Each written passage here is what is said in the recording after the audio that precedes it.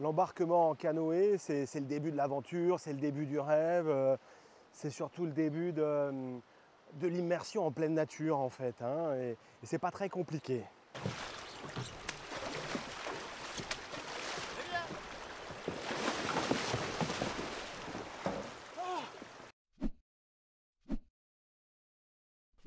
Non, en vrai, il y a deux, trois trucs à savoir quand même, hein. Déjà, pour s'installer dans le bateau, on s'installe en rentrant depuis le côté berge, le côté où il y a le moins d'eau, évidemment. On met ses pieds au milieu du bateau pour éviter de se déséquilibrer. On garde sa pagaie dans une main, on pose les deux mains sur les deux plabords du bateau en répartissant son poids de façon homogène. Et puis, si on est sur une section un petit peu qui bouge un petit peu, on se met à genoux pour descendre le centre de gravité et être un petit peu plus stable. Pour réussir l'embarquement en canoë, il faut que l'équipier amont maintienne le bateau pendant que l'équipier aval s'installe. Et que l'équipier amont ne s'installe que dans un second temps.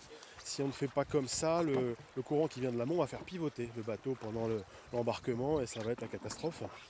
Concrètement, ça veut dire que quand on part né du canoë vers l'amont, quand on fait une reprise de courant, c'est à l'équipier avant de maintenir le bateau pendant que l'équipier arrière s'installe. Et à l'inverse, les fois où on veut partir né du canoë vers l'aval, c'est à l'équipier arrière de maintenir le bateau pendant que l'équipier avant s'installe. On privilégiera les embarquements dans des zones peu exposées au courant, donc dans des contre-courants, et on verra ça dans une prochaine vidéo.